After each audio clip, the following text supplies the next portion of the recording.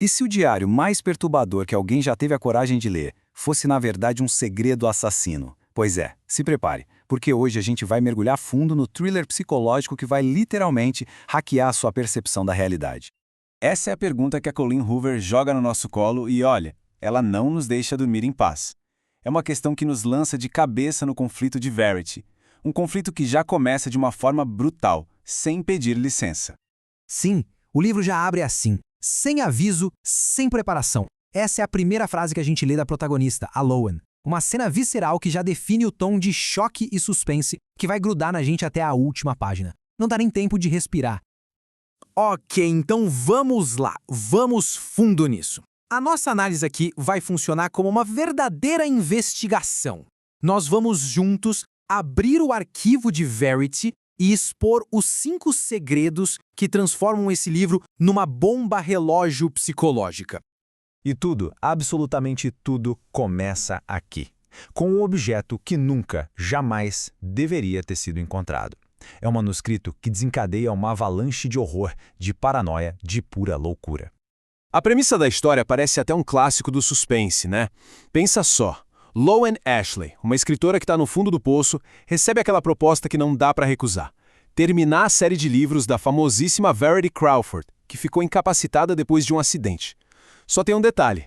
Para isso, ela precisa se mudar para a mansão da família. E é lá, no meio das anotações da Verity, que ela encontra o impensável.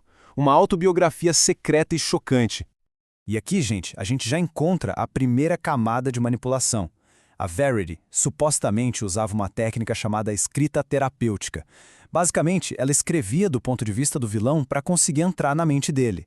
Essa é a desculpa, sabe? A possível rota de fuga que vai nos assombrar até o final. A grande pergunta é, o manuscrito é uma confissão ou é só um exercício de ficção muito, muito doentio?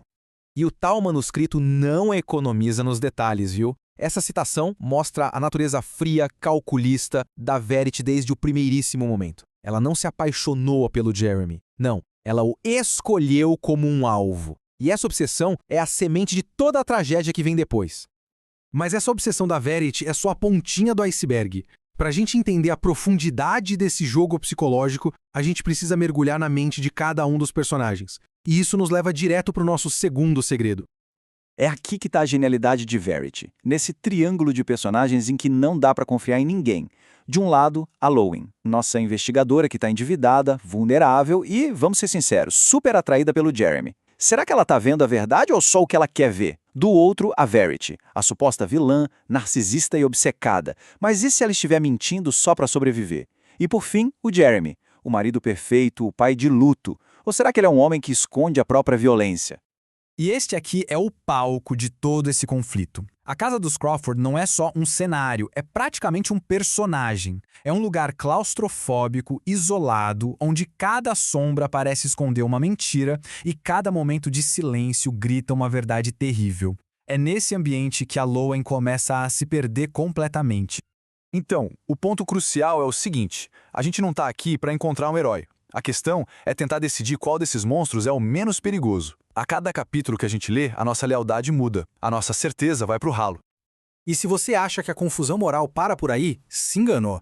Se a manipulação é o motor da história, o nosso terceiro segredo é o combustível mais explosivo e controverso de todos. A forma como Verity ataca de frente o tabu da maternidade e destrói o mito da mãe perfeita que a sociedade adora impor. Olha, no manuscrito, principalmente a partir do capítulo 7, a Verity não só rejeita a ideia de ser mãe, ela descreve a maternidade com um nojo, uma crueldade que desafia qualquer idealização. Para ela, as filhas eram rivais na disputa pelo amor do Jeremy. E essa citação é talvez a mais chocante do livro inteiro.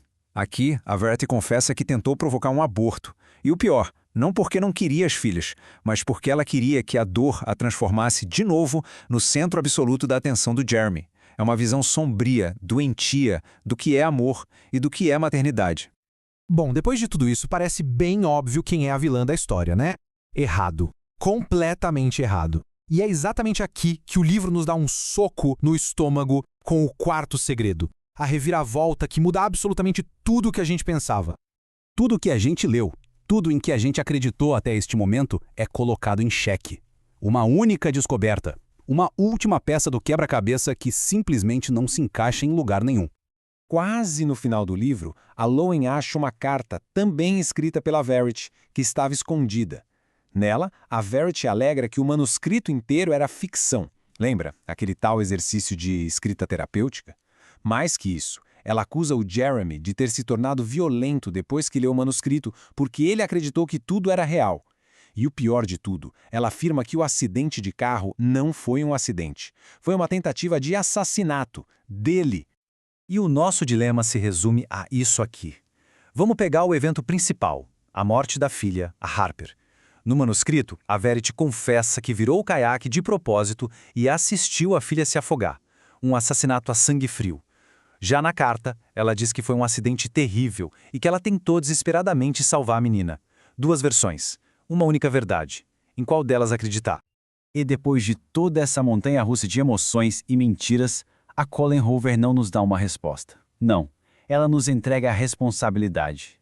O veredito final não é da autora, é de quem está lendo. E é por isso que esse livro é tão poderoso. Ele não acaba quando a gente fecha a última página. De jeito nenhum. Ele fica martelando na nossa cabeça, forçando a gente a reviver as pistas, a questionar cada diálogo, cada olhar. A grande força do livro está na pergunta que ele deixa, e não em alguma resposta fácil. Então, a pergunta que fica pra gente é essa.